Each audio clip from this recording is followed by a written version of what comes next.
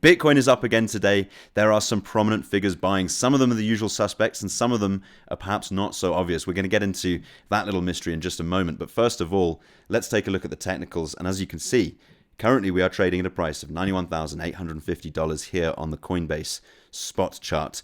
We managed to hold the center of the range essentially down at about $90,000 and a bit of change. Of course, the big push back on the 5th of January, back on Monday, the 5th of January, put us in technically an uptrend, breaking these highs from back on the 9th of December. And where we are right now, things are looking strong. It's looking like we might get to attack those highs once more. Only just in an uptrend, technically, okay? Just because we just broke that high from the 9th. But look at the way we continually put in higher lows in this, okay? I've drawn in this trend line here. It's messy. It's not perfect. But ever since the big low that we put in back in towards the end of November, we have been raising the floor over time. Over a long enough time horizon, right? And I think this is setting up to look pretty strong. But what I think makes this look even more strong is the way that we're building this move with not too much leverage. So if we take a look at the liquidation risk in the market here, okay, on the 30-day time horizon, we do have significantly more long side liquidation risk than we have short side liquidation risk. But if we move that back down to the 1 day, as you can see, right now, we are much more balanced. Okay, there is an imbalance, right? $1.8 billion worth of long side liquidation risk versus $1.36 billion worth of short side liquidation risk.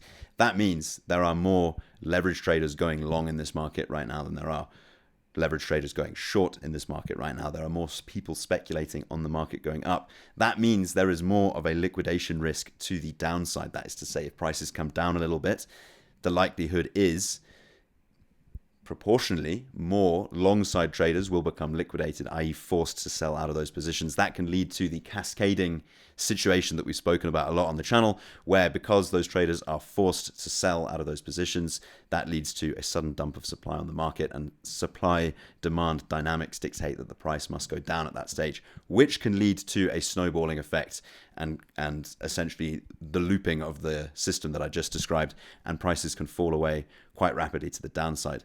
But we don't see a massive imbalance here, okay? This is looking quite healthy to me. And you can also see that this latest move hasn't really been liquidation driven, right? We're going up, but that hasn't just been because of liquidations of short positions. You can see this in the liquidation heat map, right? Pretty much even long and short liquidations over the last 24 hours. And yes, sure, we've been chopping around a little bit since yesterday.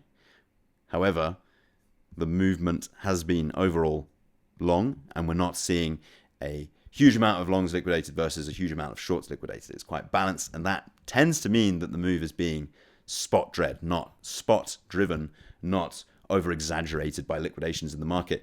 And as I said at the start of the video, there have been some prominent figures buying Bitcoin on the market. First of all, our good old friend Michael Saylor, here in his own words on Twitter, Strategy has acquired 13,627 BTC for $1.25 billion.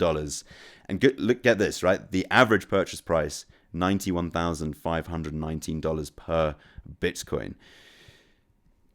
Their holdings are approaching 690,000 BTC at this stage, 687,410 BTC to be exact. And their average purchase price, $75,353 per Bitcoin. Reported here as well by Yahoo Finance, Strategy drops another $1.25 billion on Bitcoin as holdings near 690,000 BTC. Not the only big player buying though. There were some rumors going around that a Satoshi era whale, right? This is a Satoshi era whale wallet, had put in a massive BTC purchase, right? This is a wallet that hasn't moved in a very long time. And they were talking about a purchase of billions of dollars worth of Bitcoin. But this has been unpicked a little bit. Some misunderstanding in that, right? This is reported by TradingView. And it seems that wasn't in fact exactly the case. Closer inspection of the on-chain data indicates that the dramatic narrative surrounding this event rests on questionable assumptions. A few other crypto market participants pointed out that the circulated image claiming a Satoshi era whale went all in on Bitcoin is edited and misleading, and that the receiving address labeled this may not in fact belong to an early individual holder at all. Interestingly, blockchain trackers linked the address to 21 Capital, records showing that it was created only a few days ago, and the transaction was first received on January the 10th, 2026. Now, 21 Capital is a publicly traded Bitcoin-focused company. They are, in fact, a DAT, right? A digital asset treasury company holding more than 43,000 BTC on their balance sheet. That would make them rather a large DAT. And this is interesting given the context that MSCI, that is Morgan Stanley Capital International, just released the news that they will not be excluding DATs from their indice listings. As we know, that was going to be a problem because it was going to essentially mean forced selling of certain DATs, or all of the DATs by certain funds, and that was making it certainly a lot less appealing for companies to hold Bitcoin on their balance sheet. Clearly, 21 Capital has been buying since that news. Clearly, Michael Saylor has been buying a lot since that news. That was a lot more than his last purchase, which I reported on as well. So it is nice to see fruition of that news, right? Back to buying for the institutions. So there we go. Big players buying. Bitcoin coming up, currently trading a price of 91,829. And I don't think this move is being led or plagued. In fact, I don't think it's being led by liquidations, and I don't think it's being plagued by too many people getting excited and jumping in on high leverage. Yes, though, do be aware we do have an imbalance of longs versus shorts in the market, which does, there is an underlying risk there that we tumble down through some of those long side liquidations. But for now, things are looking structurally strong, and this move is looking pretty healthy to me.